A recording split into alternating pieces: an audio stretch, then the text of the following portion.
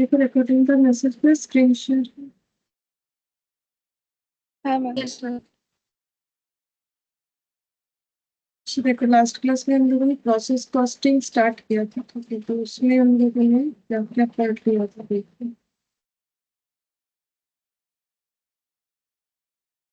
Process costing किसे कहते हैं, उसका ऑब्जेक्टिव्स इलास्ट्रेशन 1 हम लोगों ने किया था। उसके बाद इलास्ट्रेशन 1 फिर treatment of normal loss example 1, abnormal loss example 3।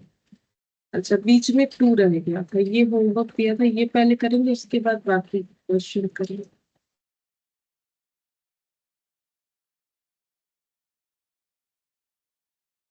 Example 2 ये।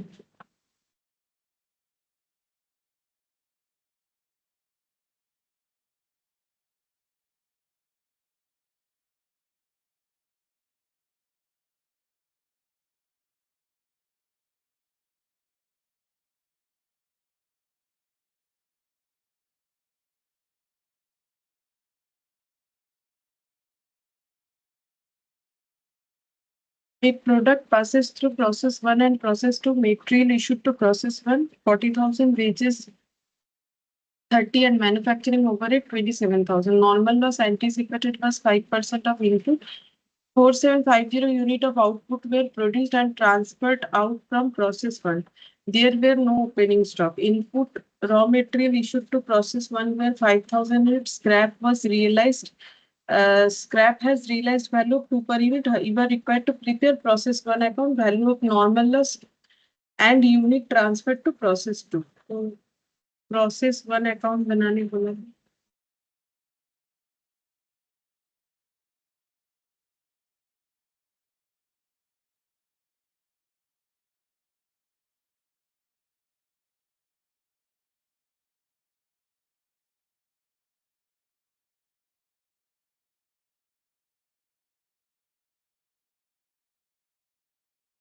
Material, to material.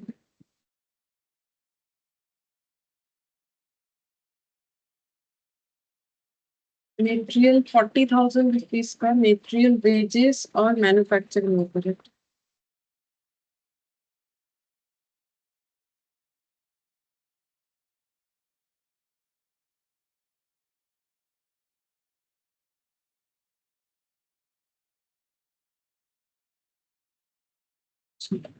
तो wages 30,000, manufacturing 27,000।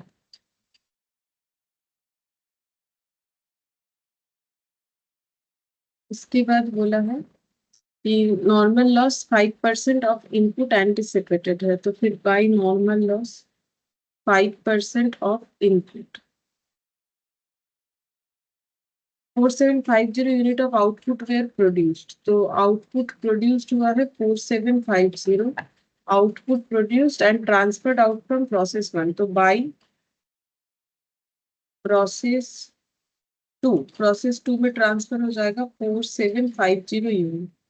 ये क्वेश्चन में बोल रखा है।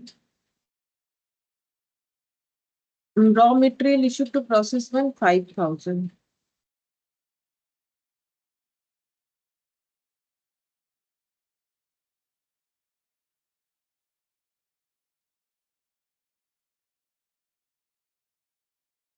5,000 यूनिट, तो ये 5,000। 5% ऑफ 5,000 250, तो 5,000 से अगर 250 लॉस हो जाएगा तो आउटपुट होना चाहिए 4750, वही दिया हुआ है, तो एक्स्ट्रा कोई लॉस नहीं है, सिर्फ नॉर्मल लॉस है। अच्छा, इनपुट स्क्रैप जो है वो 2 रुपए करके रियलाइज होगा, तो एट द रेट ऑफ 2, तो ये हो गया 500 रुपये। बस, अब हमें ये अकाउंट क्लोज करना है। कॉस्ट पर यूनिट निकालना है।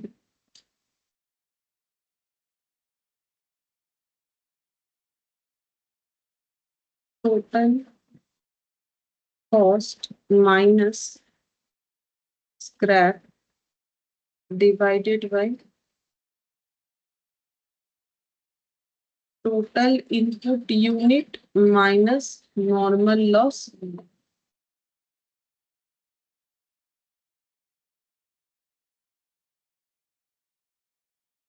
40,000 plus 30,000, 97,000 minus 500.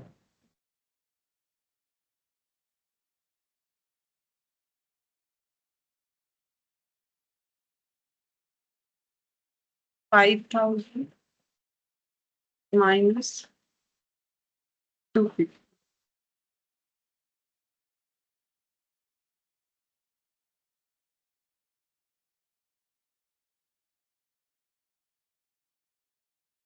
Four, 750. 97,000 minus 97,000 minus 500. 96,500.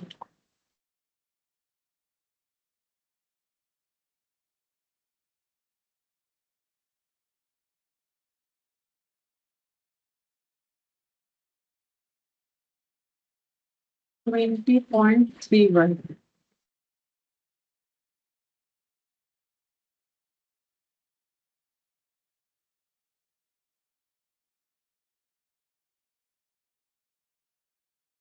तो मल्टीप्लाई कर देंगे 4750 96,500 तो 97,000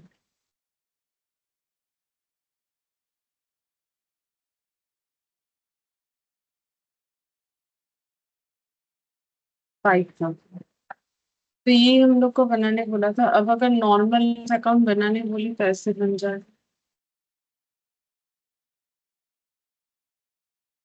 2+1। बोला नहीं है, एक बार हम दिखा दे रहे बना के 250 और 500 बाई बैंक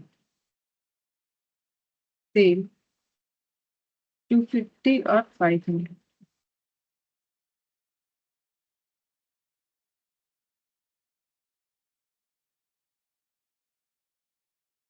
तो यहाँ पर हम लोग को फाइंड आउट करने को बोला था। प्रोसेस वन अकाउंट बन गया। Volume value of normal loss, तो नॉर्मल लॉस का वैल्यू 500 होगा, ठीक है। अच्छा, इसके बाद and unit transfer to process two, वो तो क्वेश्चन में खुद ही दिया हुआ था 4757। अच्छा, इसके बाद एग्जाम्पल 3 ये हम लोगों ने कर लिया था, abnormal loss.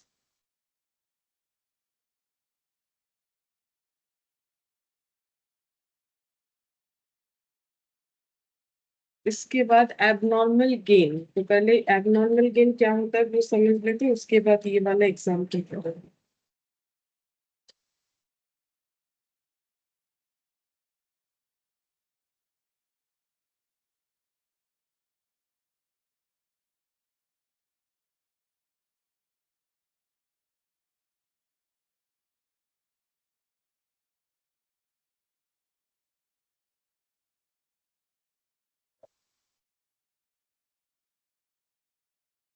If actual loss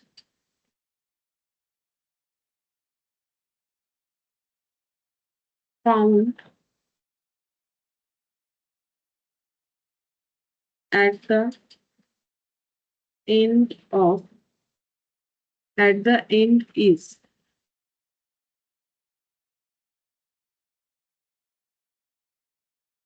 less than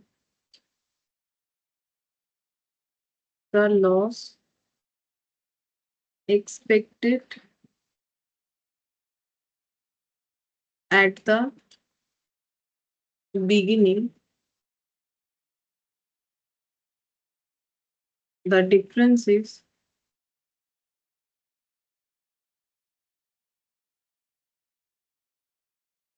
known as abnormal gain.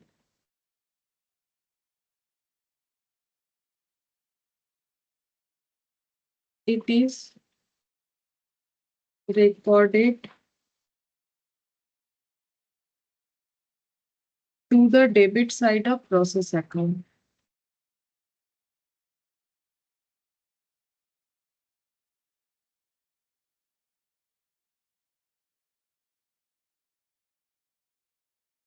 Such entry is to be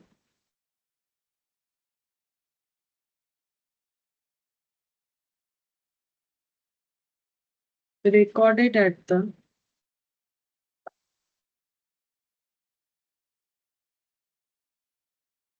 amount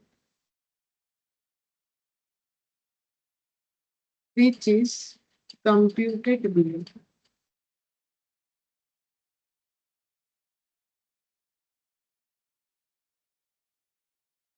Amount of abnormal gain equal to number of unit of abnormal gain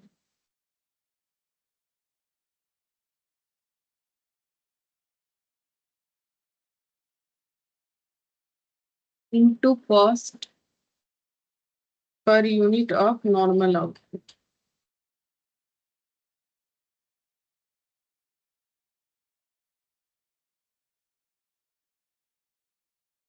abnormal gain का मतलब है कि actually जो loss हम लोग मानते हैं, जैसे कि कोई भी प्रोडक्शन में प्रोसेसिंग में क्या होगा, कुछ लॉस होगा ही होगा, क्योंकि नॉर्मल लॉस होता है जिसको हम लोग बोलेंगे जो लॉस, नॉर्मल लॉस, ठीक है। लेकिन नॉर्मल लॉस से भी ज्यादा अगर एक्चुअली में, सॉरी, नॉर्मल लॉस से भी अगर कम लॉस हुआ एक्चुअली में, if actual loss found at the end is less than expected at the beginning.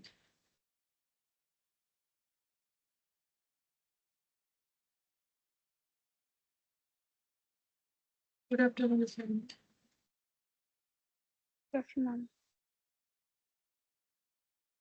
तो यहाँ पर बोला है कि if actual loss found at the end, and में अगर हमें जो एक्चुअल लॉस दिखा वो अगर एक्सपेक्टेड लॉस से भी कम है, ठीक है, मतलब नॉर्मल लॉस से कम है, तो जो डिफरेंस दिखेगा वो मेरा एबनॉर्मल गेन है। जैसे मुझे लगा था यहाँ पर जैसे कि 250 नॉर्मल लॉस होना चाहिए, बट हुआ 200, अगर ऐसा होता है तो 50 का मेरा गेन हो जाएगा। It is recorded to the debit side of the process account. अब ये अकाउंट में डेबिट साइड में क्यों रिकॉर्ड होगा, क्योंकि एंट्री क्या हो जाएगा, process account debit to abnormal gain, क्योंकि एबनॉर्मल गेन मेरा क्या होता है, क्रेडिट होता है, तो प्रोसेस अकाउंट में क्या लिखेंगे, to abnormal gain. Such entry is to be recorded at the amount which is computed below. और कैसे करके उसका अमाउंट कैलकुलेट होगा, एबनॉर्मल गेन का जो यूनिट होगा into cost per unit of normal output. Normal output का जो कॉस्ट पर यूनिट है वो मल्टीप्लाई करके दें।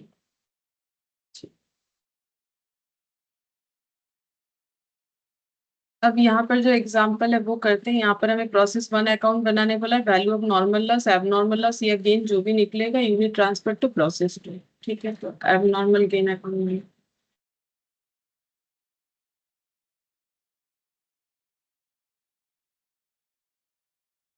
एग्जाम्पल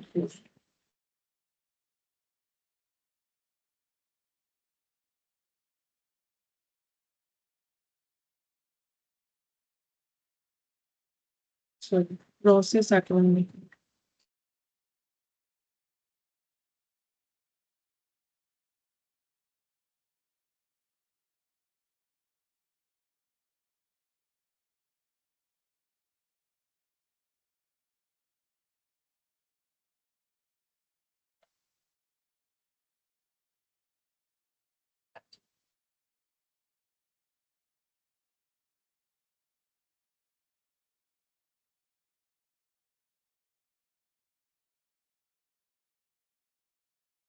material issued 40,000, तो to material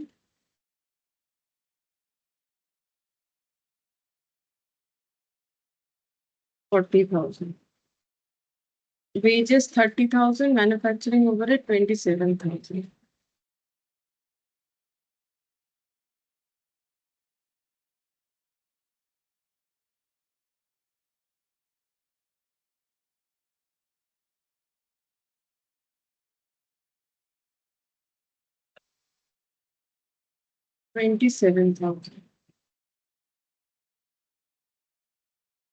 by normal loss, normal loss 5% of input,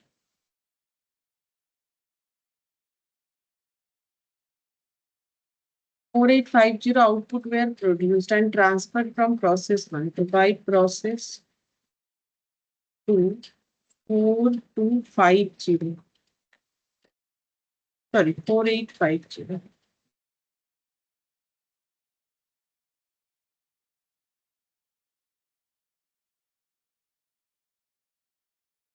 There were no opening stock. Input raw material issued to process one 5,000. Scrap realized 2 per unit. तो ये 5,000, इसका 5,000, 250. Scrap realise 500. तो फिर हम लोग का 5,000 में अगर 250 लॉस होना चाहिए था, फिर आउटपुट होना चाहिए था 4750, जबकि आउटपुट है 4850. इसका मतलब गेन हुआ है, कितना गेन हुआ है? 100. तो गेन को किधर लिखेंगे? इधर, क्योंकि गेन क्रेडिट होता है. टू एबनॉर्मल गेन, तो यूनिट हो रहा है 100.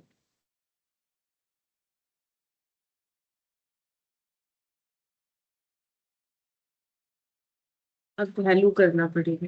नेक्स्ट पेज में cost per unit, total cost minus scrap divided by total unit minus normal loss.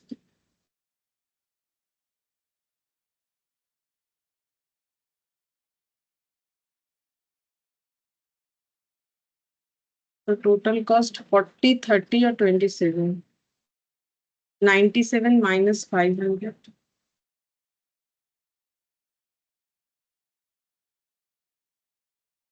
Total unit है 5,000 माइनस 250.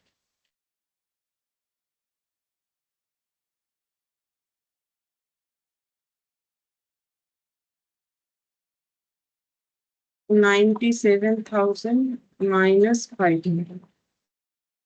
96,500.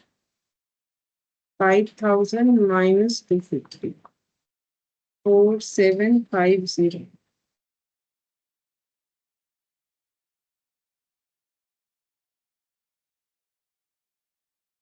20.31 अप्रोक्सीमेटली.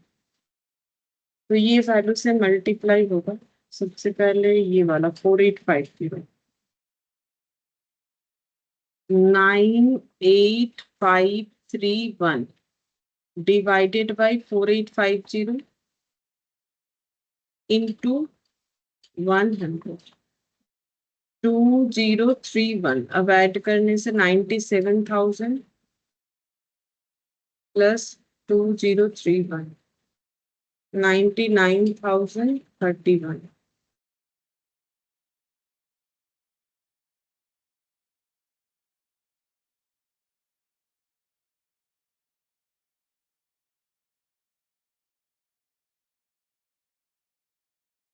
ये मैच हो गए. 99,030. दोनों साइड मैच हो गया, तो प्रोसेस अकाउंट बन गया. और हमें क्या क्या बनाने बोला था? Process account value of normal loss. तो नॉर्मल लॉस का वैल्यू तो ये 500. ठीक है. और क्या बनाने बोला है? Abnormal loss and gain and unit transfer. Abnormal loss और गेन. एबनॉर्मल लॉस या गेन, तो गेन हुआ है 100 यूनिट, वैल्यू 2031, और जो ट्रांसफर होगा उसका भी वैल्यू निकाल लिया. अब अगर हम लोग एक नॉर्मल लॉस और एबनॉर्मल गेन अकाउंट बनाए तो वो कैसे बनेगा बोला नहीं, बट हम बना के दिखाएंगे. यहाँ पर नॉर्मल लॉस अकाउंट और abnormal gain account.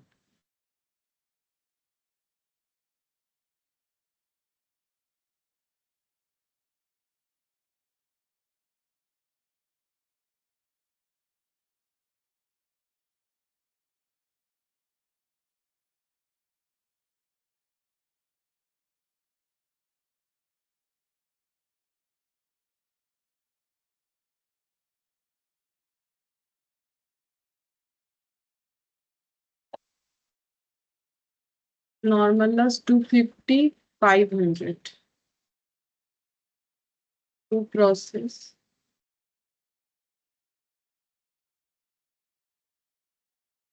Abnormal gain by process 1, 100 unit, 2031. 203.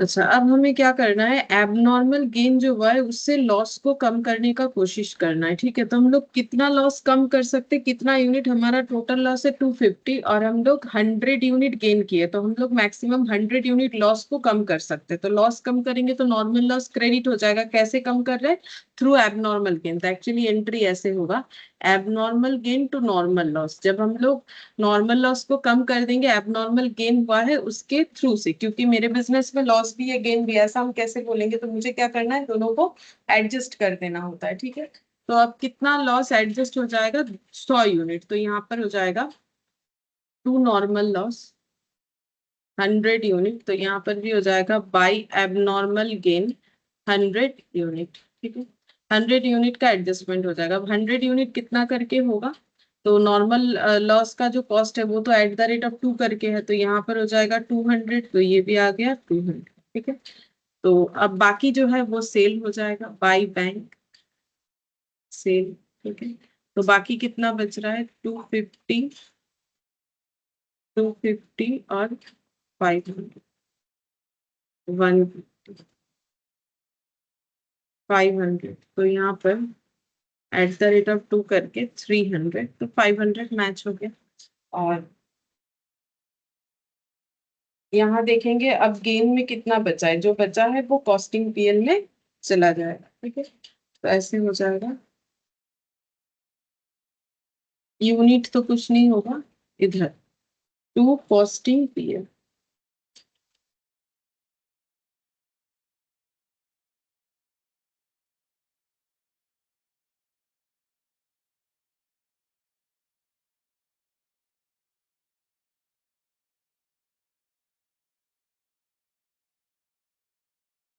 1831,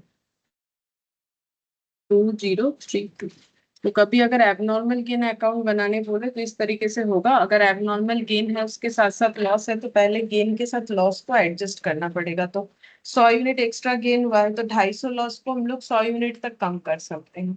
तो 100 यूनिट का लॉस कम कर दिया, बाकी 150 यूनिट जो है वो बिक जाएगा 2 रुपीज करके। और यहाँ पर नॉर्मल लॉस का वैल्यूएशन हमेशा 2 रुपए से ही हो रहा है, क्योंकि 2 रुपए उसका स्क्रैप वैल्यू दिया हुआ है क्वेश्चन। अच्छा, इसके बाद इलास्ट्रेशन 2 करेंगे। देखते हैं इसमें क्या बोला है। A product passes through 3 process, the output of each process is treated as the raw material of the next process to which it is transferred, and output of the third process is transferred to finished stock. तो material issued, labor, manufacturing overhead, 10,000 unit have been issued to process 1, and after processing the output of each process is as under। तो बोल रहा है कि 10,000 unit process 1 में transfer हुआ था, और आफ्टर प्रोसेसिंग, प्रोसेसिंग होने के बाद आउटपुट हर एक प्रोसेस से कैसे कैसे निकला है। तो 9750 to 9400, 8,000, ऐसे करके आउटपुट आया। प्रोसेस 1, प्रोसेस 2, प्रोसेस 3, और तीनों का लॉस परसेंटेज ये बता दें।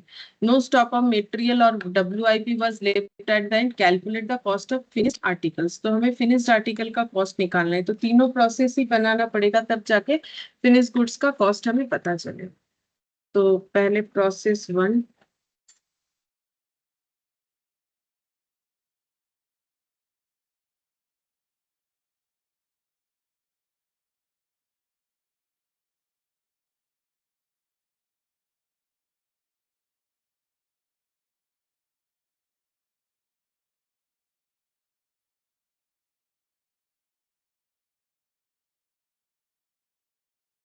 पहले प्रोसेस 1 कंप्लीट करेंगे, फिर उसके बाद प्रोसेस 2 बनाएंगे। Material issued 40,000,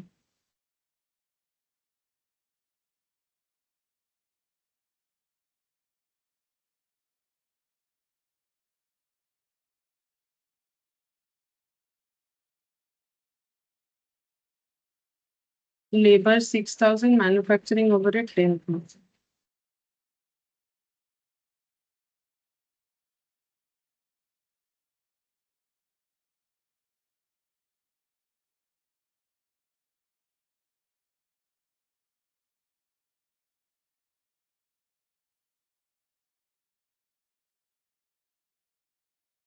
10,000 unit have been issued to process 1, तो ये मटेरियल जो है ये 10,000 हो जाएगा। फिर बोला है कि नॉर्मल लॉस 2%, आउटपुट 9750, तो बाई नॉर्मल लॉस 2% इंटू 10,000, तो 200 हो जाएगा।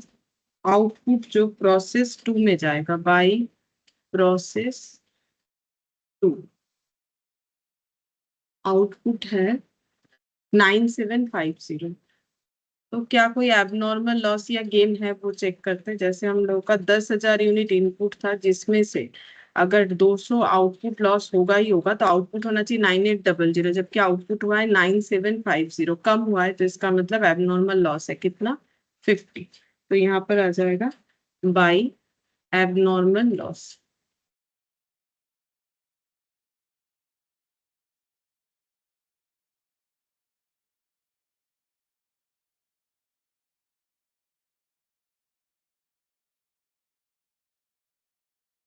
$56,000 cost per unit, total cost minus scrap divided by total input minus normal loss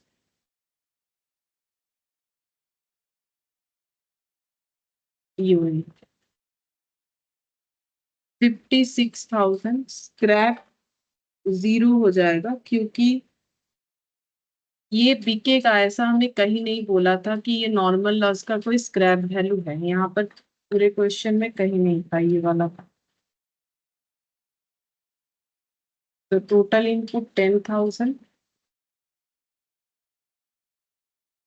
minus 200,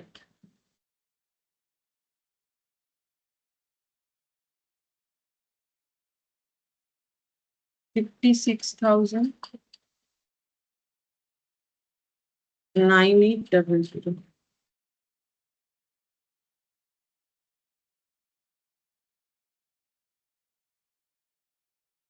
5.71, 5.71 ये लिख के रख देंगे। अब यहाँ कैलकुलेशन जब करेंगे ये तो जीरो होगा, ये 50 इंटू हो जाएगा, यहाँ पर आ जाएगा 285.7, तो हम लोग 86 लिख सकते हैं चाहे तो। डिवाइडेड बाय 50 करने से फिर वही डेटा आ जाएगा, इंटू 9750, 55,714। अब टोटल करने से देखते हैं कितना आएगा, प्लस 286, तो ये आ जाएगा 56,000, और 9800 हो जाएगा 10, 56,000। ये हो गया प्रोसेस 1 अकाउंट। नेक्स्ट बनाएंगे प्रोसेस 2 अकाउंट।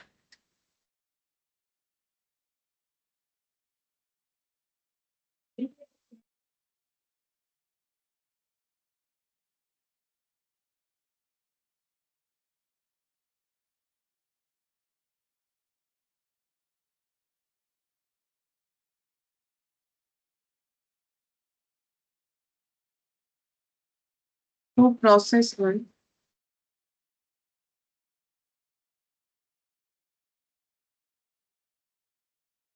9750, 55,714।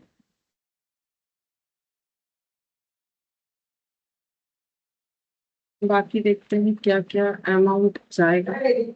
24 और 10,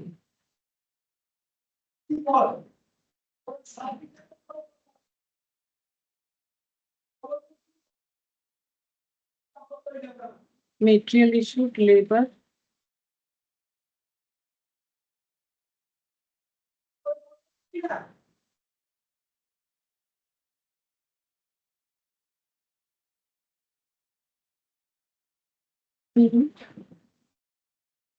manufacturing overhead by normal loss. 9750 input है, इस पे लगेगा लॉस, हमेशा नॉर्मल वाला इनपुट पे ही कैलकुलेट होता है 5%, और इसका भी कोई रियलाइजेबल वैल्यू नहीं है, तो 5% का हो जाएगा 9750 into 5%. 487.5, 488 by process 3। प्रोसेस 3 में कितना जाएगा? प्रोसेस 3 में जाएगा 9400। तो 9750 में लॉस हुआ है नॉर्मल 488, तो आउटपुट होना चाहिए 9262, बट आउटपुट मिला 9400, तो हुआ है एबनॉर्मल गेन 138 का। तो 2 abnormal gain 138।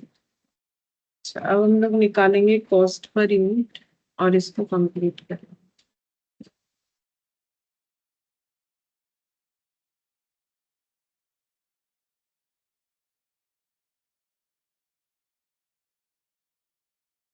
Total cost minus scrap,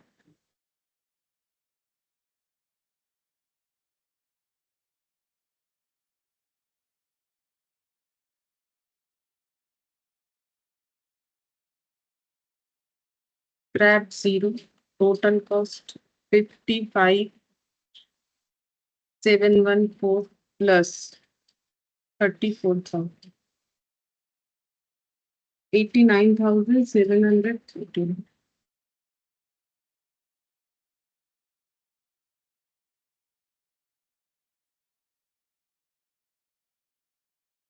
9750 minus 488,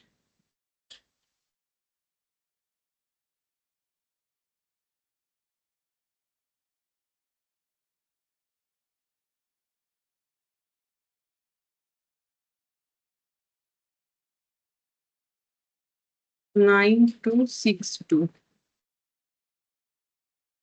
89714 divided by 9262, 9.686 है, तो 9.69 एट द रेट बोल सकते हैं। अब मल्टीप्लाई करने से पता चलेगा, इंटू 9400, 91,050,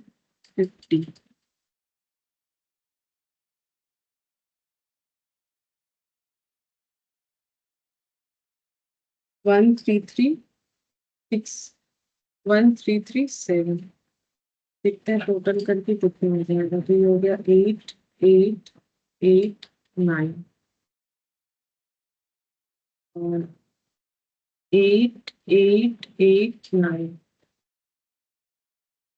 55,714 प्लस 20,000 प्लस 14,000 प्लस 1337, 91,051। अच्छा, तो इसको 1 कर लेते हैं अप्रोक्सीमेटली, तो मैच हो जाएगा। इसको 1 कर लेते,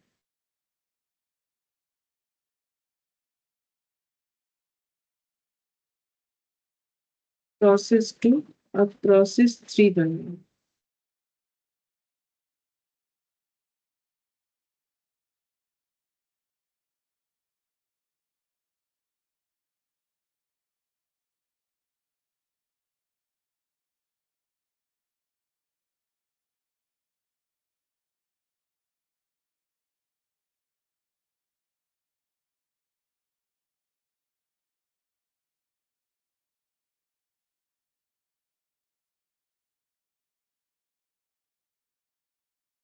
तो प्रोसेस 2, 94009105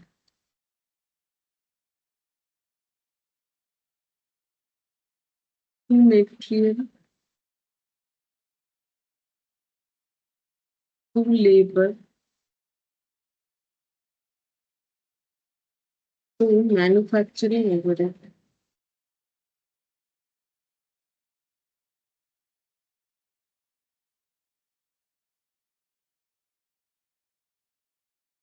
10,000, 1,000, 15,000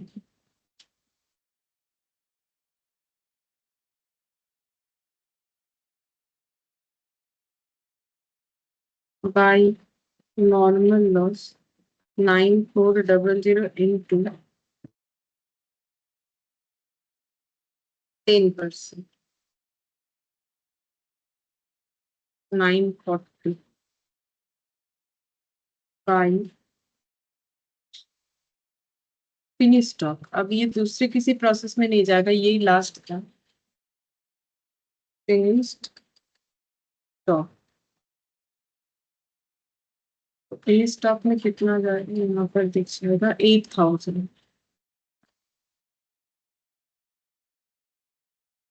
तो 9400 इनपुट है, 940 का लॉस है। 8000 फिनिश स्टॉक में जा रहा है, जबकि जाना चाहिए 8460, तो 460 का हो जाएगा abnormal loss.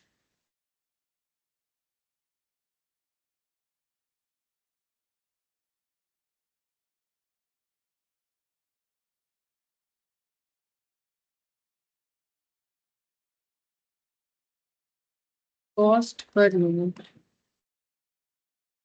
Total cost minus scrap 91051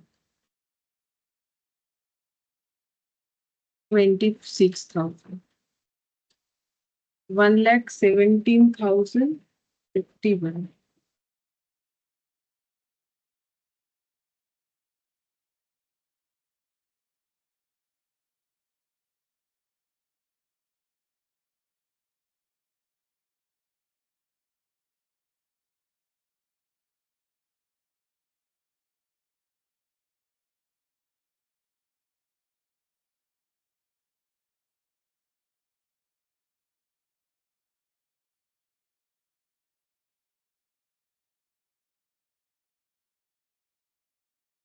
nine four double zero nine.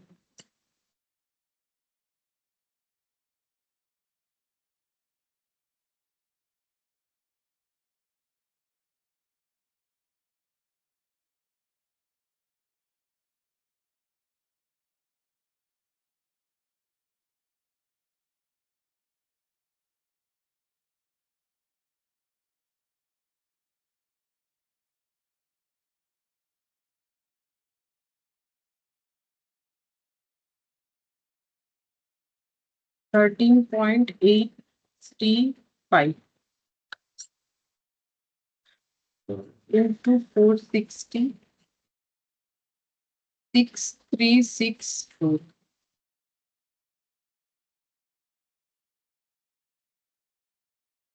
1,10,687,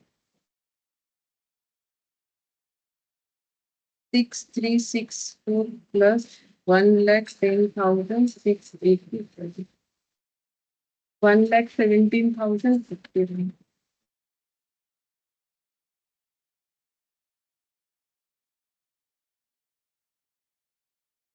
9400, 940 plus 460 plus 8,000,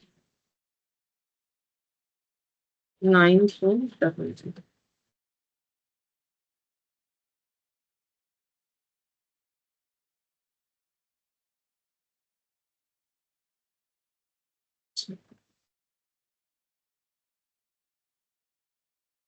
बस यही हमें कैलकुलेट करने बोला था, cost of the finished article. तो फिनिश्ड आर्टिकल का कॉस्ट हो गया ये वाला 1,10,687।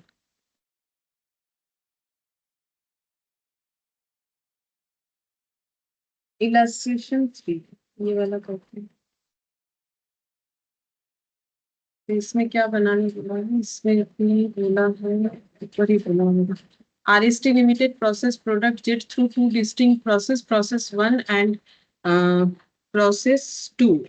On completion, it is transferred to finished stock from the following information for the current year. Prepare process 1, process 2 and finished stock account. तो हमें process 1, process 2 और finish stock account बनाने के लिए बोला है। रॉ मटेरियल दे दिया है, रॉ मटेरियल का कॉस्ट पर यूनिट दे दिया है, निकालना पड़ेगा कैलकुलेट करके। ट्रांसफर टू नेक्स्ट प्रोसेस बता दिया है। Normal loss 5%, 10%, direct wages, direct expenses बता दिया है। मैन्युफैक्चरिंग ओवरहेड बता दिया है। Realisable value of scrap per unit बता दिया। 6,000 unit of finish goods were sold at a profit of 15% on cost, assuming that there were no opening और closing WIP। ठीक है, तो हमें 3 चीज बनाना है, प्रोसेस 1, प्रोसेस 2 और finish stock.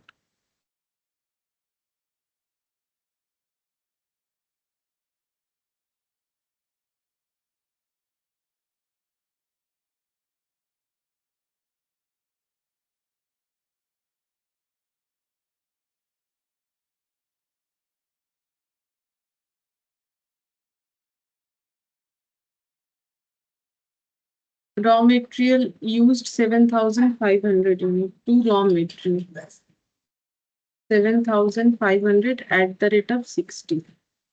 So 7,500 into 60. 4,50,000.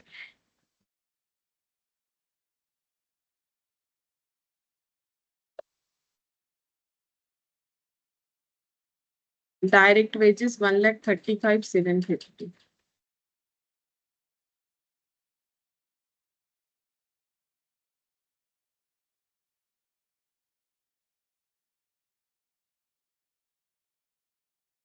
Direct expenses 60% of direct wages.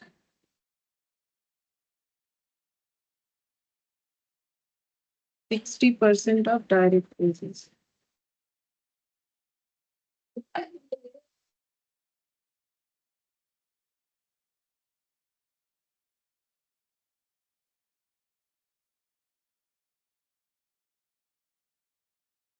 $81,450. Manufacturing overhead 20% of direct wages.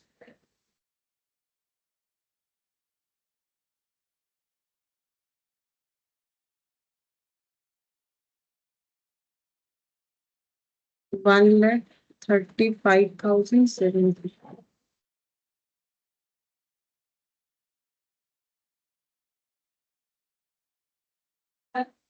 $27,150.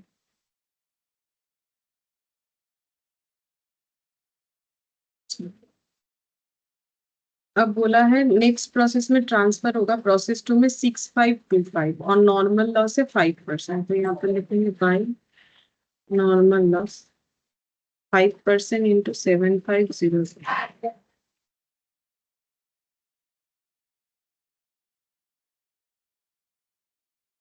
375 और rate है 12.50। Realiser value of scrap 12.50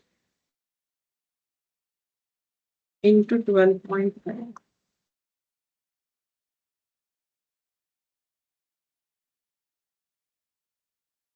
4,688।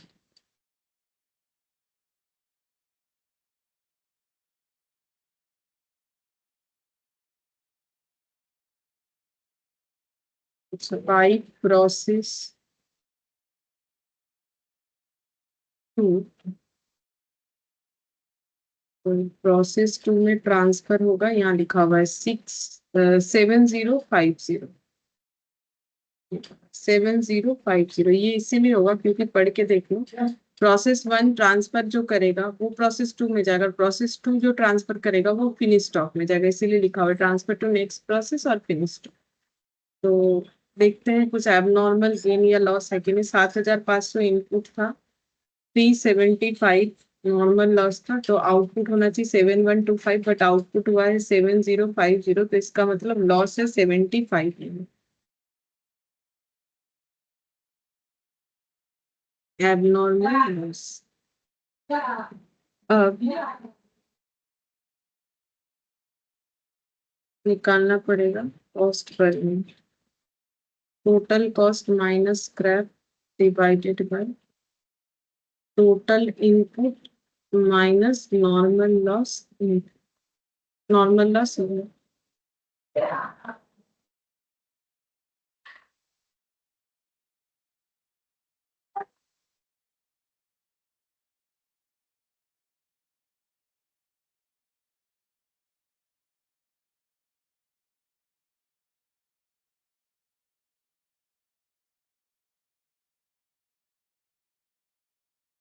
4,50,000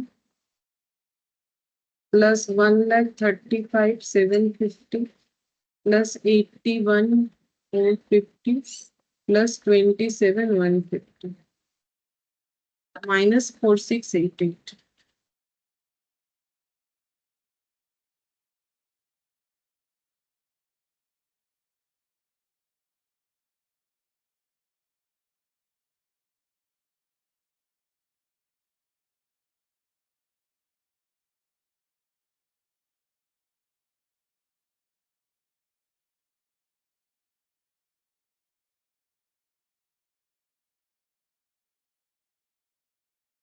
Seven 125 minutes.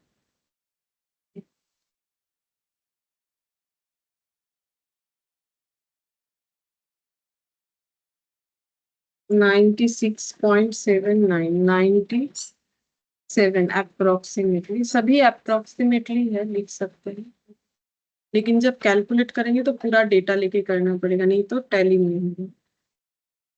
7259.6 7260 लिखेंगे into 7050 6,82,400 plus 7260 plus 4688 694,350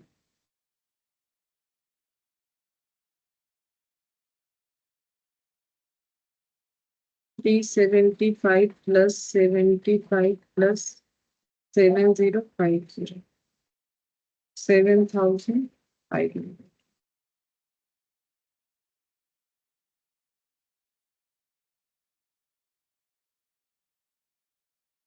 Four lakh 50,000 plus 1,35,750 plus 81,450 plus 27,150 6,94,350. तो ये process one account बन के ready हुआ, अभी भी दो और बनेगा, प्रोसेस टू और फिनिश्ड स्टॉक। प्रोसेस टू पीछे ही बना लेते हैं, यहाँ पर तो जगह नहीं है।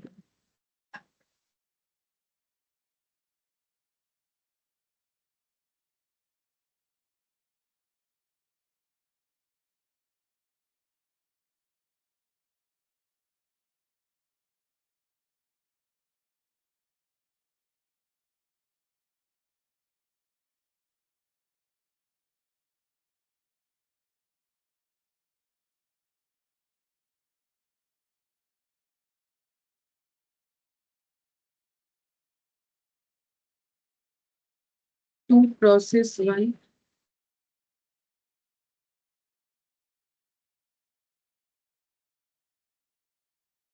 7050 682 402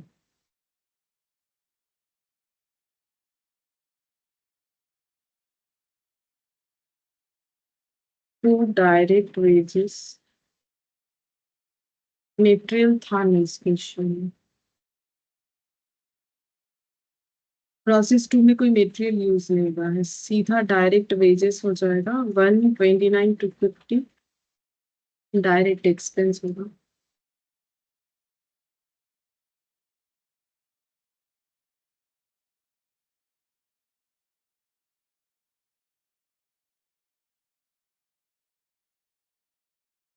फिफ्टीन परसेंट ये कितना था direct expense 65% of direct wages 65% of direct wages तो 65% 1,29,250 तो वो कितना बनेगा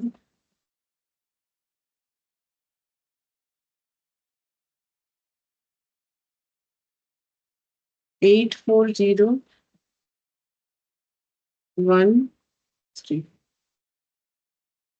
तो direct to manufacturing overhead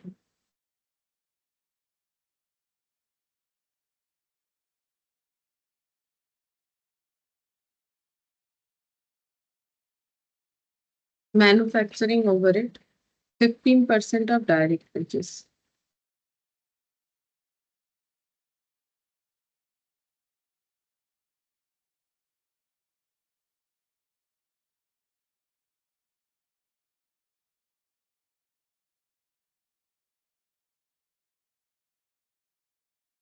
19,388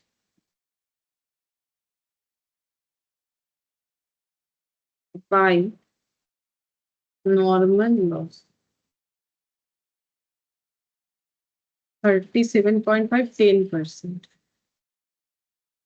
7050 into 10%, 37.5. 705, 37.5.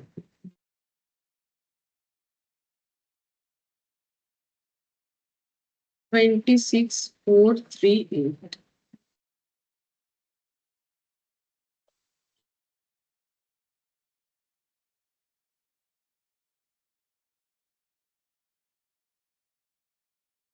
by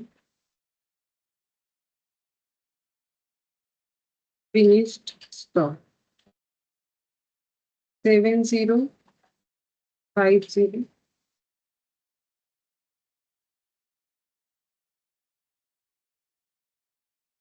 finish stock में कितना जाएगा ये क्वेश्चन बता दिया 6525, लेकिन हम लोग का आना चाहिए था हम लोग के हिसाब से 6345, मतलब ज्यादा आया है तो एबनॉर्मल गेन है 180।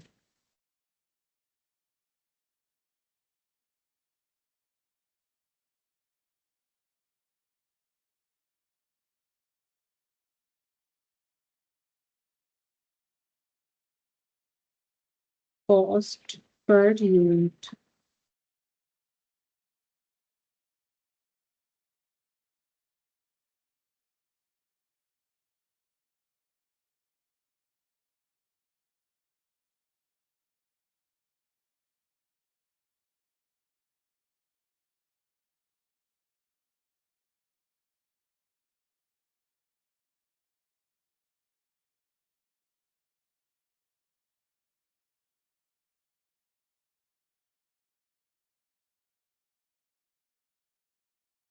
Seven zero five zero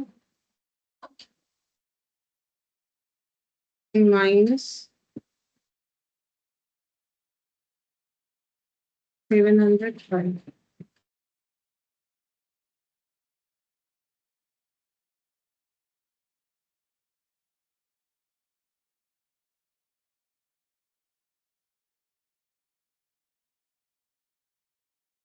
six three four five.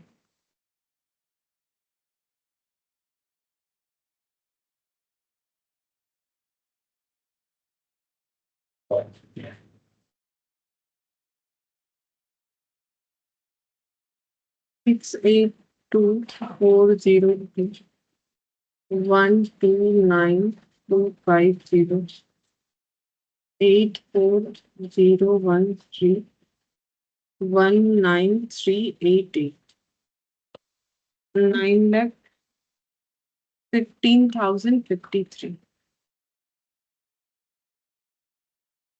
minus 26,438 888,650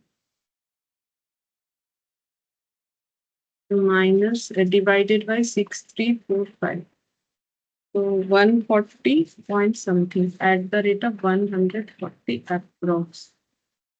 तो यहाँ पर मल्टीप्लाई होगा into 180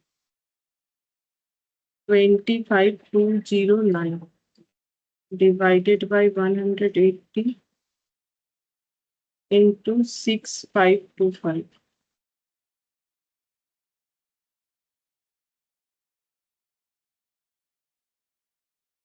$913,824.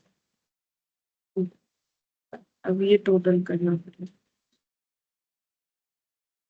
26,438 plus 913,824 940,263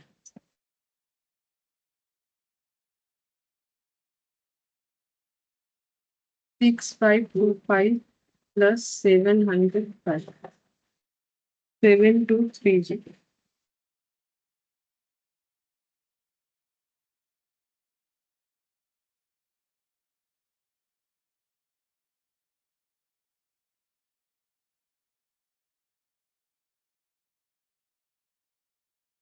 ये सब टोटल करने से आया था 915053। यहाँ से देख के लिख रहे हैं मेरा, यहाँ से। और एड 25,209, 9,40,262। अब नेक्स्ट बनेगा finished goods account.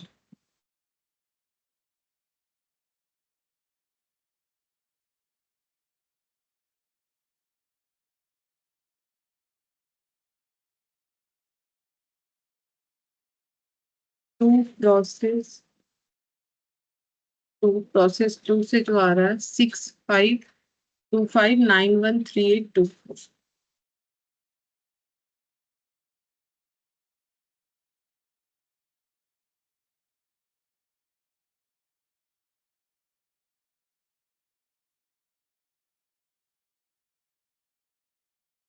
6,000 unit of finish good sold, 6,000 बिक गया है। तो by cost of sales by balance CD जो बच जाएगा। अच्छा, ये जो 6,000 बिका है उसका पहले हम लोग कॉस्ट लिखेंगे। तो 6,000 का कॉस्ट कैसे निकालेंगे? कॉस्ट तो इसी वैल्यू से होगा, ये 140, तो इसका पूरा वैल्यू निकालेंगे ताकि मैच हो जाए।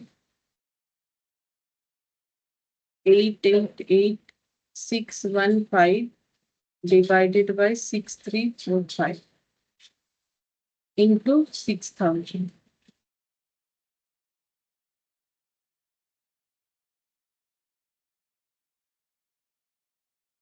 840298।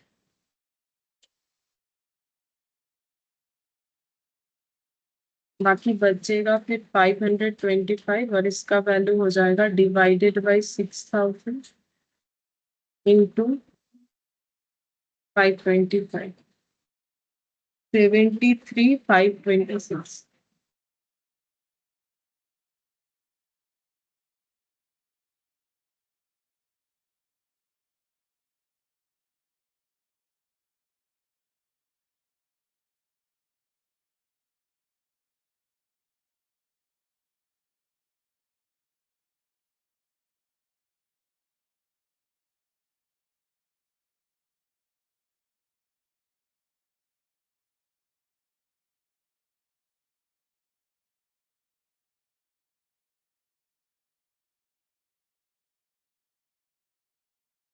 ये हो गया फिनिश गुड्स अकाउंट। अच्छा, बस और कुछ नहीं बोला है, लेकिन यहाँ पर प्रॉफिट बताया था कि कितने प्रॉफिट में बेचा है, तो हम एक इनकम स्टेटमेंट बना के दिखा देते हैं। अगर कभी बोले तो कैसे करके कैलकुलेट करना चाहिए, तो हम यहाँ पर बनाते हैं इनकम स्टेटमेंट, या फिर इसको हम लोग बोल सकते हैं कॉस्टिंग। ये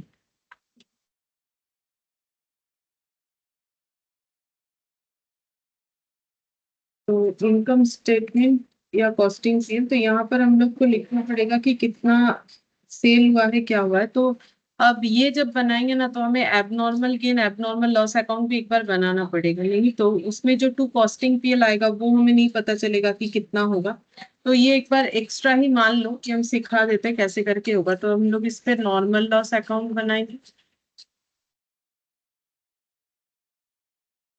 एबनॉर्मल लॉस अकाउंट बनाएंगे,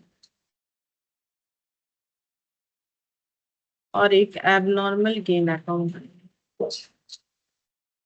अगर कभी पूछ ले तो हमें ये भी बनाना पड़ेगा।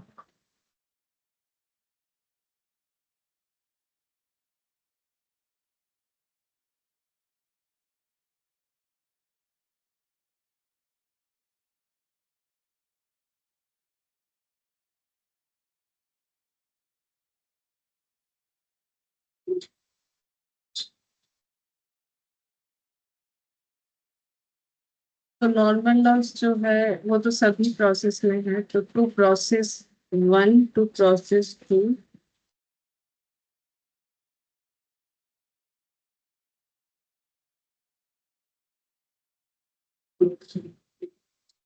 3754688।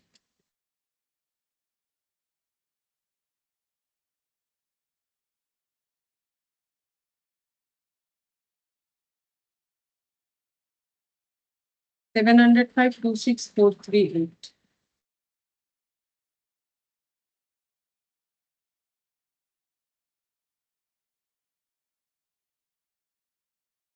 Abnormal loss to process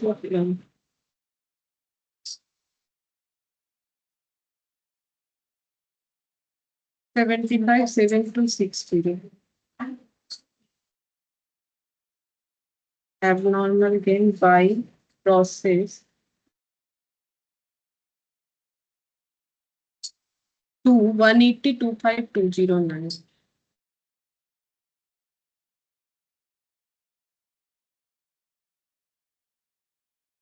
अब सबसे पहले एबनॉर्मल गेन से लॉस को हमें सेटअप करना पड़ेगा। तो यहाँ पर कहाँ एबनॉर्मल गेन है, प्रोसेस टू में, तो प्रोसेस टू के नॉर्मल लॉस को हम लोग सेटअप करेंगे। तो है 705 का लॉस, 180 का गेन है, तो 180 का लॉस जो है वो राइट अप हो जाएगा। तो हम लोग यहाँ पर लिखेंगे by abnormal gain process two का 180। अब ये कितना करके था, प्रोसेस टू का जो स्क्रैप का सेल वैल्यू 37.5, तो यहाँ पर भी उतने से ही हो जाए।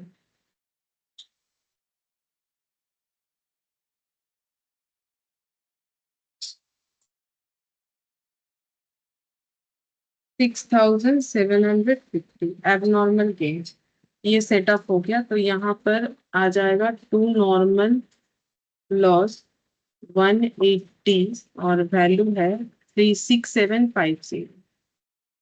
तो बाकी मेरा गेन रह जाएगा जो कि कॉस्टिंग पीएल में चला जाएगा। तो एबनॉर्मल गेन उसी से सेटअप होता है जिस प्रोसेस में ये हुआ है, उसी प्रोसेस के नॉर्मल लॉस से। तो ये क्लोज हो जाएगा, अब तो इसमें कुछ आना नहीं चाहिए।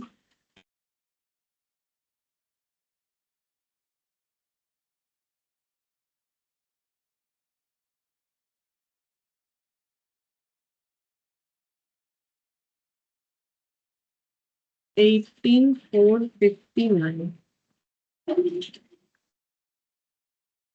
18,459 था। अब यहाँ पर बाकी इसको हम लोग कैसे सेट करेंगे, एबनॉर्मल लॉस तो अपने आप ऐसे सेट हो जाएगा, ये बाई बैंक हो जाएगा, बिकेगा, स्क्रैप बिकेगा तो ये भी बिकेगा। प्रोसेस वन का स्क्रैप का जो डेटा था वो है 12.50, तो ये 12.50 करके बिक जाएगा। तो 75 इंटू 12.50, 937.5, तो हम इसे 938 कर लेते हैं।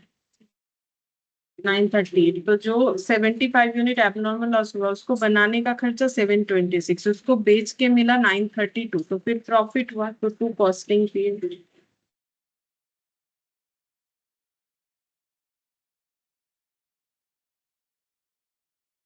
अच्छा, ये जीरो है मेरे हिसाब से, 7260। तो यहाँ पर लॉस ही रह रहा है, प्रॉफिट पे बाई कॉस्टिंग के साथ।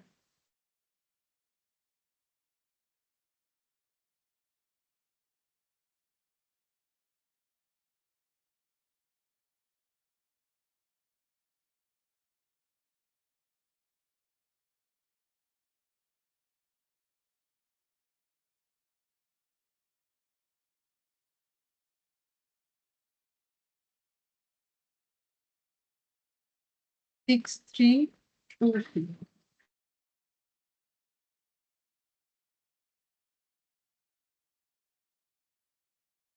और यहाँ पर बाकी अमाउंट बिक जाएगा बाय बैंक प्रोसेस टू का बाकी बिक जाएगा, प्रोसेस वन का पूरा बिक जाएगा।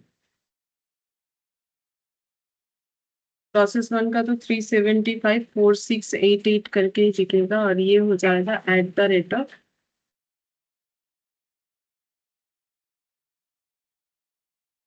प्रोसेस टू का स्क्रैप वैल्यू था 37.5।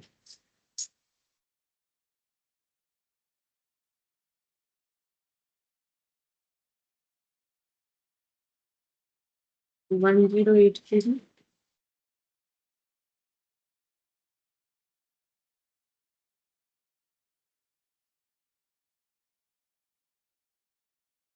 P1126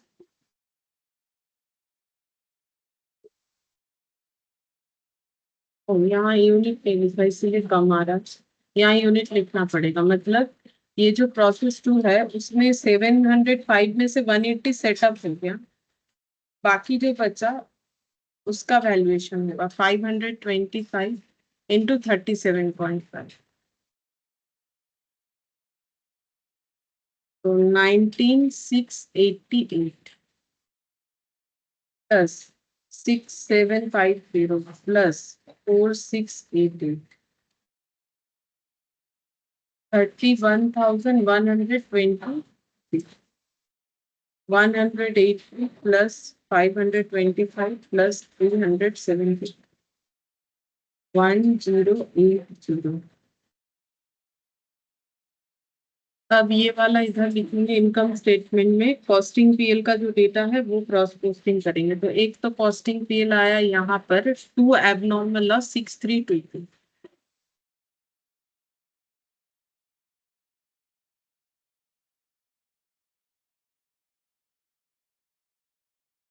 यहाँ पर by abnormal gain 18459,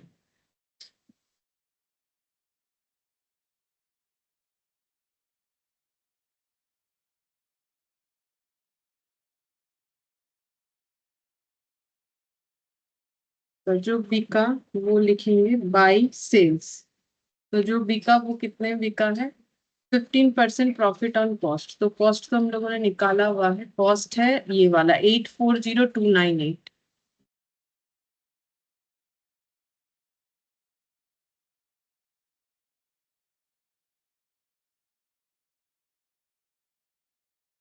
eight four zero two nine eight into 15% plus 840298 9,66,343।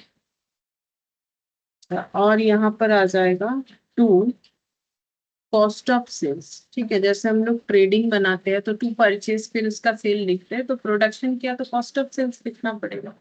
तो कॉस्ट ऑफ सेल्स है 840298।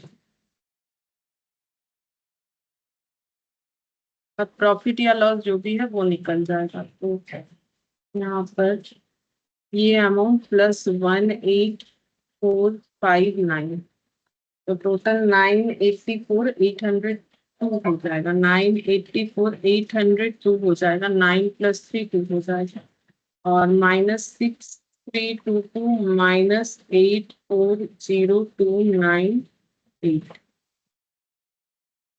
1,38,182 to net profit balancing figure.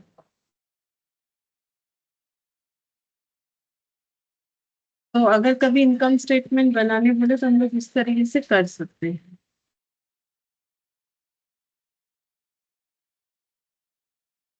अच्छा, ये इक्विवेलेंट मेथड है, ये हम लोग आगे ही करेंगे। फिफ्थ नंबर 4 वाला जैसा ही। सिक्स नंबर ये इंटर प्रोसेस प्रॉफिट वाला पॉइंट, ये देख सकते हैं हम लोग।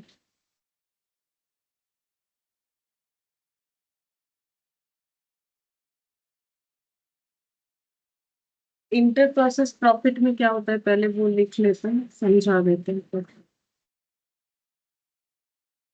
Inter process profit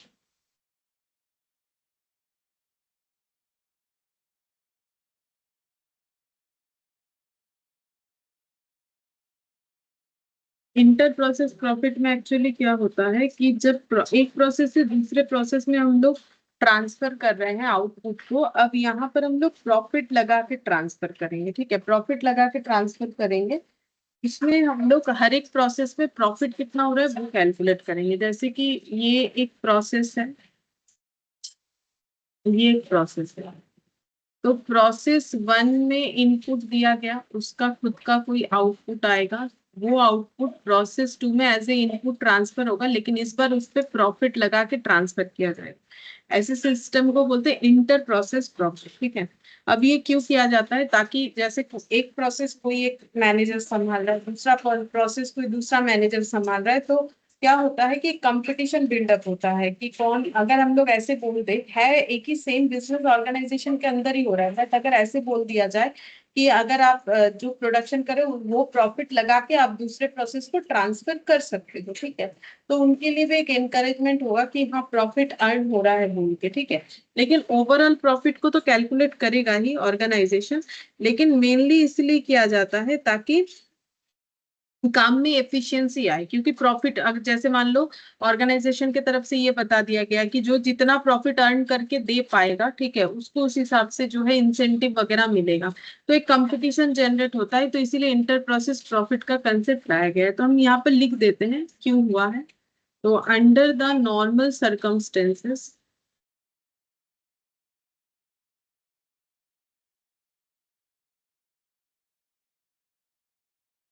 the output of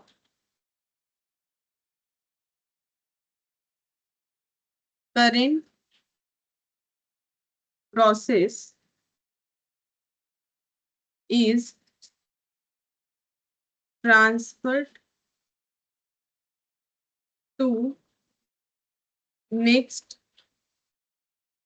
process at the cost price, that is no profit is considered while transferring the output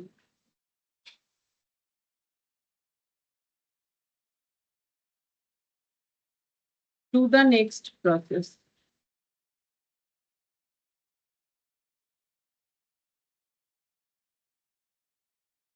तो नॉर्मली क्या होता है कि नॉर्मल सर्कमस्टेंसेस ये होता है कि output of current process is transfer to next process at cost price. Cost price में भेजा जाता है। जैसे अभी तक हम लोगों ने जितने भी क्वेश्चन किए, कोई भी प्रॉफिट उसमें कंसीडर नहीं किया जाता है जब आउटपुट को एज ए इनपुट दूसरे प्रोसेस में ट्रांसफर किया जाता है।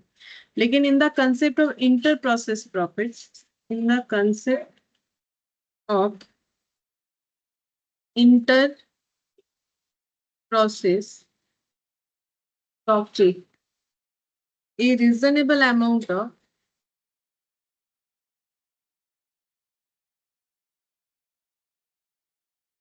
profit is considered while transferring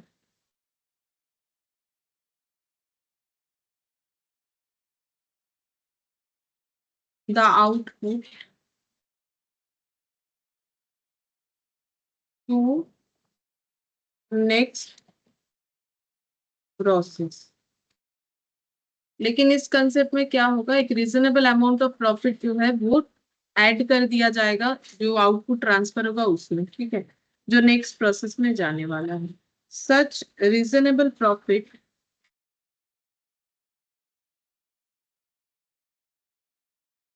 is to be decided by the transferer process। जो प्रोसेस अपना इनपुट दूसरे को एज ए आउटपुट ट्रांसफर कर रहा है वो डिसाइड करेगा कि कितना प्रॉफिट लगा के ट्रांसफर करना है। The objective is to enable the transferee process to stand on its own efficiency। इसका ऑब्जेक्टिव क्या है, ताकि जो प्रोसेस ट्रांसफर मतलब जो भी ट्रांसफर हो रहा है, enable the transferee process to stand on its own efficiency, ताकि हर एक प्रोसेस का अपना अपना एक एफिशिएंसी हो और एफिशिएंसी के साथ वो काम कर पाए, ठीक है। तो इस वजह से ये इस तरीके से जो है रूल्स लाया गया है कि एक प्रोसेस दूसरे प्रोसेस को प्रॉफिट लगाकर जितना एफिशिएंटली काम करेगा उतना ज्यादा आउटपुट ट्रांसफर कर पाएगा, प्रॉफिट जनरेट कर पाएगा, ठीक है, इसीलिए ये रूल्स लाया गया। अच्छा, अब इसमें हमें क्वेश्चन कैसे करना है, जैसे ये वाला क्वेश्चन हम लोग देख सकते हैं, इलास्ट्रेशन 6, इसमें बोला है A Limited produce product AXC which passes through two process before it is completed and transferred to finished stock. तो दो प्रोसेस और फिनिश स्टॉक में ट्रांसफर हो जाएगा। और अक्टूबर मंथ का डेटा दिया हुआ है, ओपनिंग स्टॉक दिया हुआ है दोनों प्रोसेस का और फिनिश स्टॉक का भी, direct material, direct wages, factory overhead, closing stock, inter process profit included in opening stock. Output of process 1 is transferred to process 2 at 25% profit on transfer price. तो transfer price मतलब जो price पे transfer हो रहा है उस पे 25% profit लगा के ट्रांसफर होता है। Output of process 2 is transfer to finish stock at 20% profit on the transfer price. Stock in process is valued at prime cost, हमें प्राइम कॉस्ट पे वैल्यू करना है पूरे स्टॉक को। Finish stock is valued at the price at which it is receive from the process two. तो finish stock को कैसे value करना है, जिस तरीके से वो प्रोसेस टू से रिसीव होके आएगा। Sales during the period 1,40,000, process cost account and finish good stock account showing the profit element at each stage. तो हमें दो तीनों अकाउंट बनाना है, प्रोसेस 1, प्रोसेस 2 और फिनिश स्टॉक अकाउंट बनाना है। तो सबसे पहले बनाएंगे प्रोसेस 1। तो क्या उसमें इसमें कोई स्पेशल पॉइंट होगा? बिल्कुल होगा, एक प्रॉफिट कॉलम बनेगा।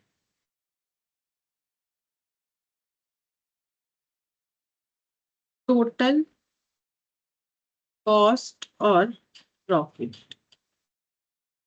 पर्टिकुलर्स।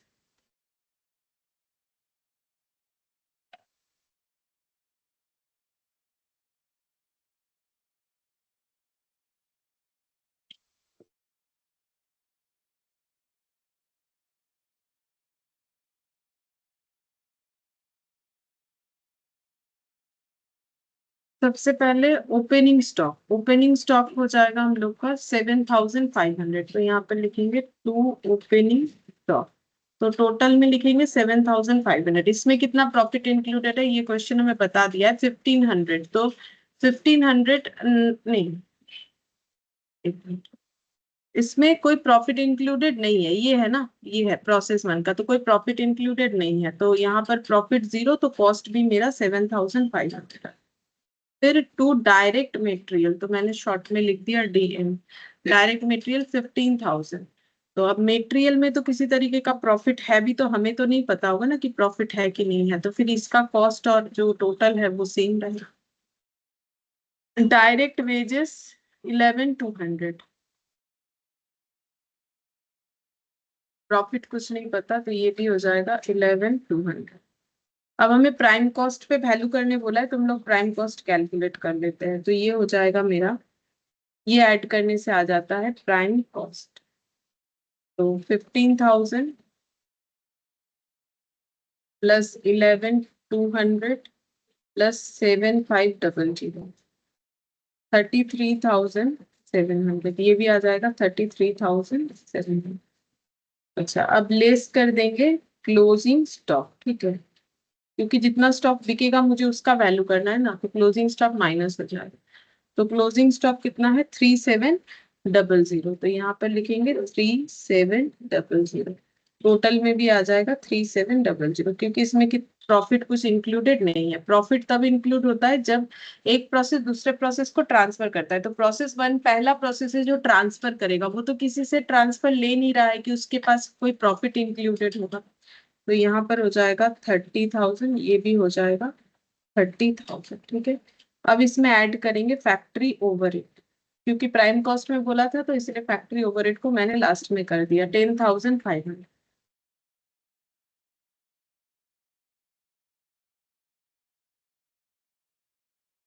तो टोटल हो जाएगा 40,500, 40,500 to profit.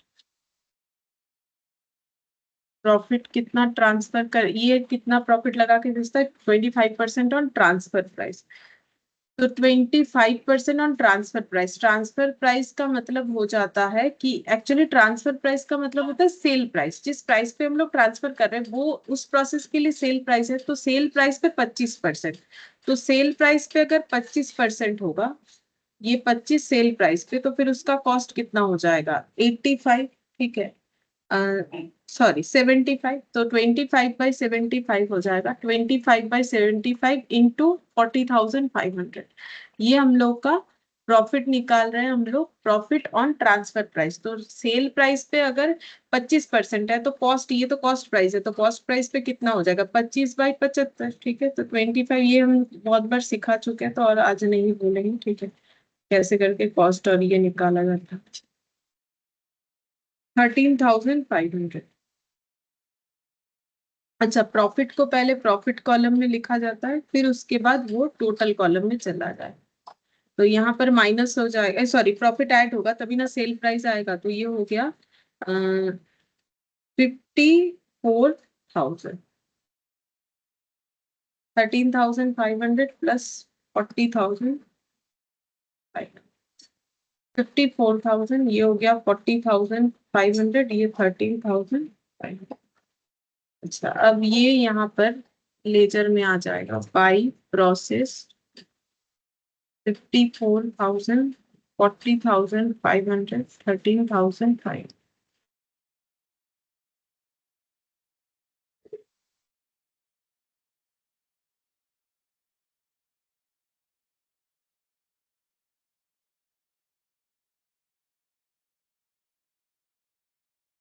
Process two account,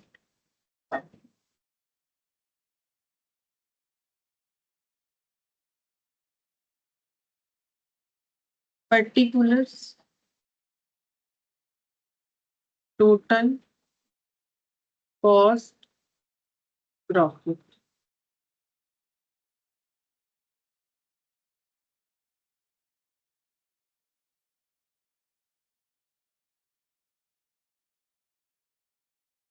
to opening stock, process two का अपना ओपनिंग स्टॉक है, तो प्रोसेस टू का ओपनिंग स्टॉक है यहाँ पर 9,000, और इसमें प्रॉफिट है 1,500। तो यहाँ पर लिखेंगे 9,000, प्रॉफिट 1,500, तो माइनस करने से कॉस्ट आ जाएगा। तो कॉस्ट हो जाएगा 7,500। To transfer from process one, 54,000, 40,500, 13,500। हम यहाँ से देख देख के लिखे क्योंकि वही डेटा ऊपर भी है। उसके बाद to direct material, to direct wages, फिर आ जाएगा प्राइम कॉस्ट। डायरेक्ट मटेरियल और डायरेक्ट वेजेस 15,750, 11,250।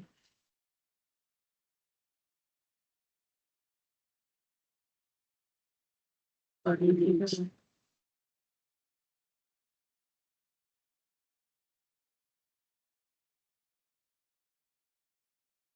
तो ये ऐड करने से हो जाएगा 9 + 54, ये हो गया 63,000 प्लस 15,750 प्लस 11,250 प्लस 63,000, 90,000।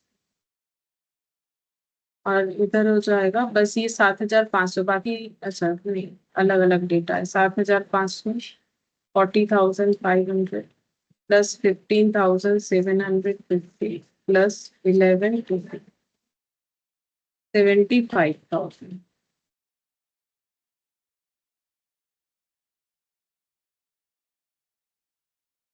15।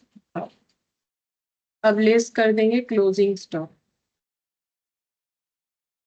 तो क्लोजिंग स्टॉक है 4,500, टोटल लिखेंगे यहाँ 4,500।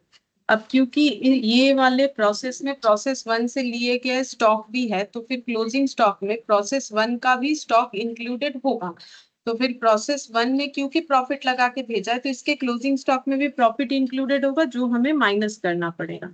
तो कैसे पता चलेगा? 15,000 प्रॉफिट इंक्लूडेड है 90,000 के स्टॉक में, तो 4,500 के स्टॉक में कितना प्रॉफिट इंक्लूडेड होगा? तो 15,000 डिवाइडेड बाई 90,000 इंटू 4,500, तो ये हो गया 750 माइनस 4,500, 3,750। तो बचा हुआ अमाउंट हो जाएगा ये 3,750 ही रहेगा।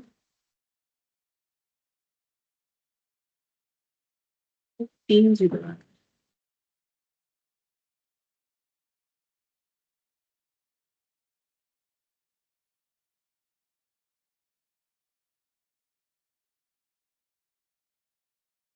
71,250, 14,250, 85,500। तो फैक्ट्री ओवरहेड हो जाएगा 4,500।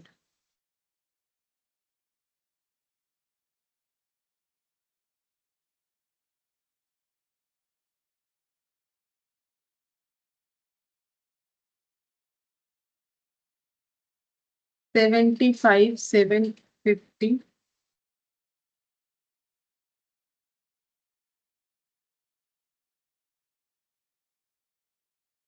90,000।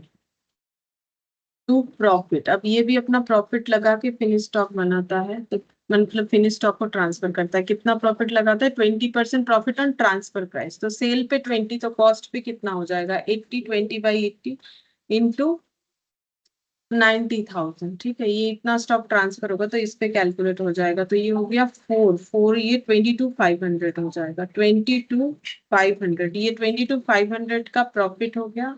यहाँ पर टोटल करने से आ जाएगा 112500, 75,750, और ये ऐड करने से 05736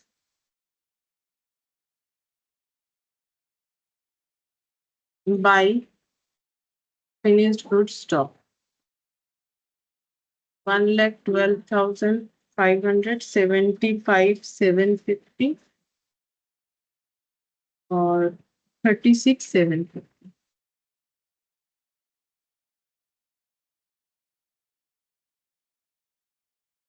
1,12,500, 75,750, 36,750 और लास्ट बनेगा फिनिश्ड गुड्स।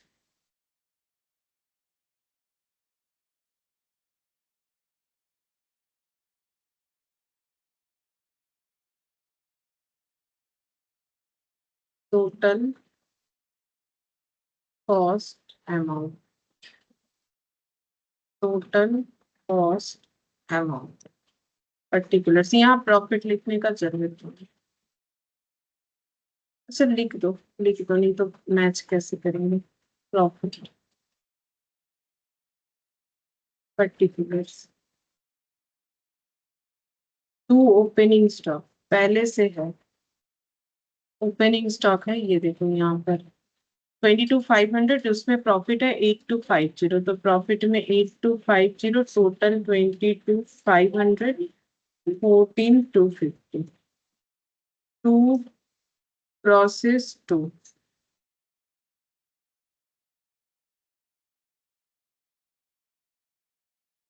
75,750, 36,750।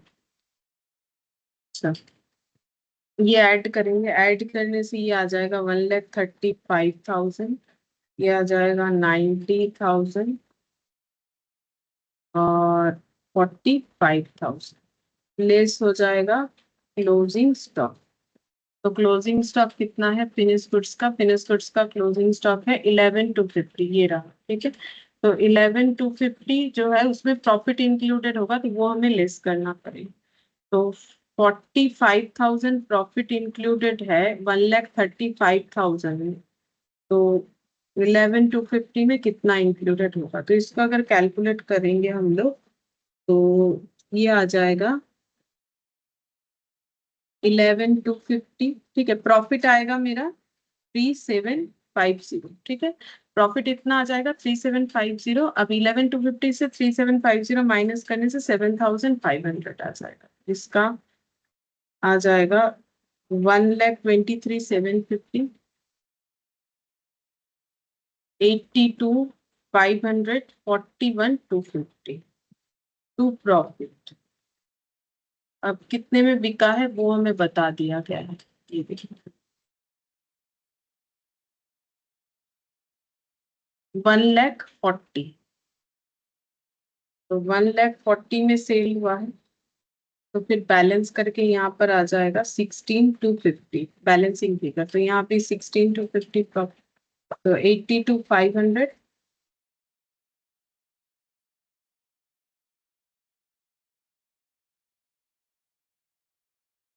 By sales.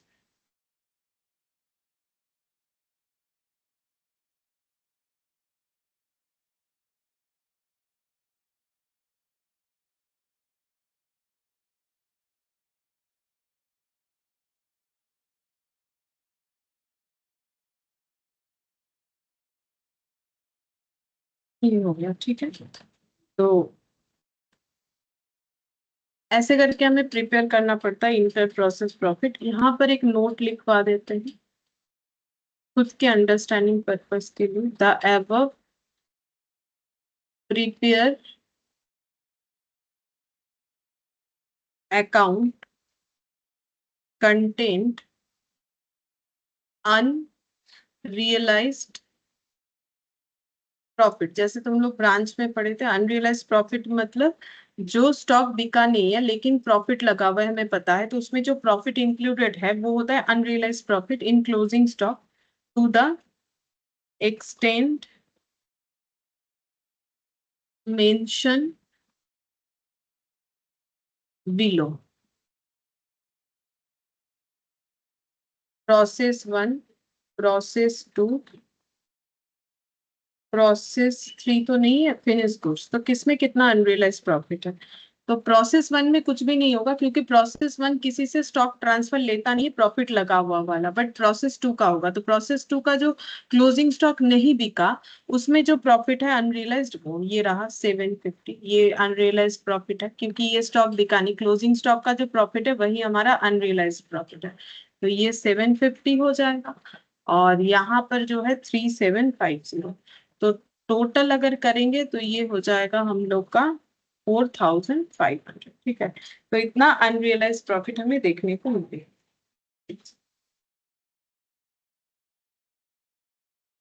तो ये इंटर प्रोसेस प्रॉफिट हो गया। इसके बाद जो है ये, इसके बाद हमारा वो इक्विवेलेंट वाला मेथड आएगा और कुछ नहीं आएगा। ठीक है, इक्विवेलेंट वाला मेथड आएगा तो हम लोग का ये वाला जो है प्रोसेस कॉस्टिंग कंप्लीट तभी होगा। तो ये तो एमसीक्यूज है, देखते हैं नीचे कुछ क्वेश्चंस है कि नहीं। हाँ, प्रैक्टिकल क्वेश्चन है। ये भी मुझे जितना याद है कि ये भी इक्विवेलेंट मेथड से ही रिलेटेड वाला है, सिंपल वाला क्वेश्चन, बस उतना ही था। ठीक है, फिर आज हम लोग इतना ही करते हैं, नेक्स्ट क्लास में हम लोग इक्विवेलेंट वाला स्टार्ट करेंगे।